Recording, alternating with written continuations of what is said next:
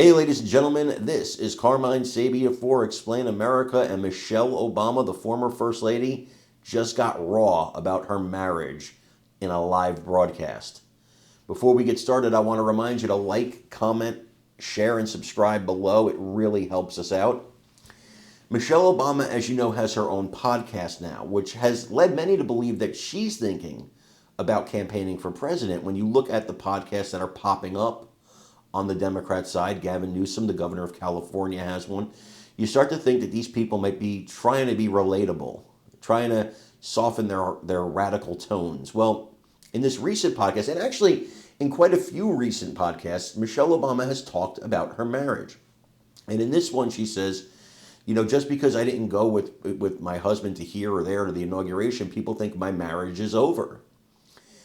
And well, Michelle, here's the thing, or, Miss former First Lady, Mrs. Obama, here's the thing. You're the one that keeps talking about it. And then your husband came on and said you had a really dark patch in your marriage that he had to work through. We're not making this up. It's not coming out of nowhere. You're doing this podcast on your own. You haven't interviewed your husband yet. I don't know. The former president might be a big get for an interview. I might try to finagle that if I were you. You might know some people that know him. So the reason this keeps coming up, you keep getting mad about it, you're bringing it up. You're putting it in everybody's, ecosphere. If you weren't talking about it, we wouldn't be talking about it. So I want you to listen to what she says here, though, because, is there some, I don't know, is she playing kind of like cover-up game here? It seems to me like she might be, but what do I know? I want to hear from you guys. So watch this video, please, and let me know what you think in the comments. My decision to skip the inauguration, what people don't realize, or my decision to make choices at the beginning of this year that suited me were met with such ridicule and criticism. Like, people couldn't believe that I was saying no for any other reason, that they had to assume that my marriage was falling apart. Right. Mm-hmm. It's like, while I'm here really trying to own my life and intentionally practice making the choice that was right for me, and it took everything in my power to not do the thing that was right, or that was perceived as right, but do the thing that was right for me. Mm-hmm.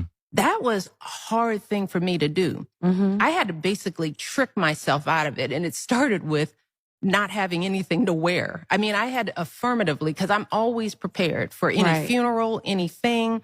I walk around with the right dress. I travel with clothes just in case something pops off. Mm-hmm.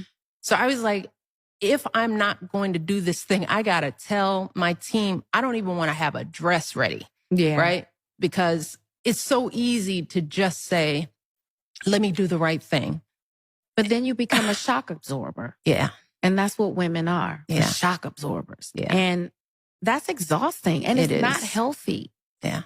It is not healthy. Mm-hmm. You've had to be shock absorbers for your husband, for your children, for your mom, for your family, your loved ones, because of where you were sitting in the public eye. Mm-hmm. That's not fair to you. When do you ever get to live for you? Mm-hmm. I applaud you. Mm-hmm. I'm happy that you are taking care of yourself in the way that you need to. Yeah.